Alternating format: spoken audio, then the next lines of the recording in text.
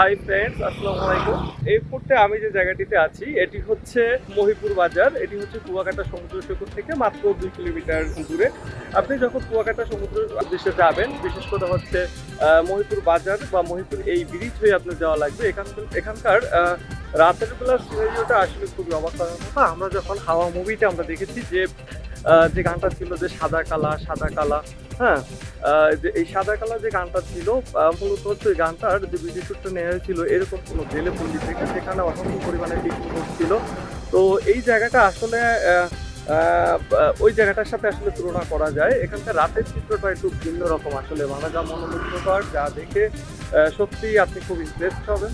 আমি আপনাদেরকে একটু ঘুরে দেখাবো এই রাতের বেলায় মহিপুর বাজারের যে চিত্রটা।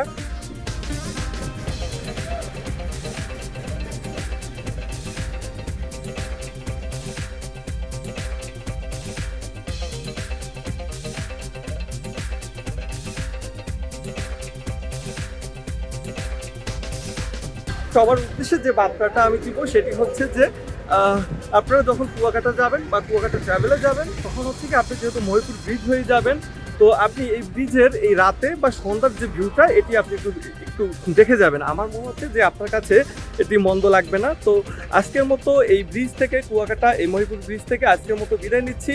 ধন্যবাদ। পরবর্তীতে দেখা হবে অন্য কোনো এপিসোড, অন্য কোনো জায়গার প্রকৃতির সৌন্দর্য নিয়ে।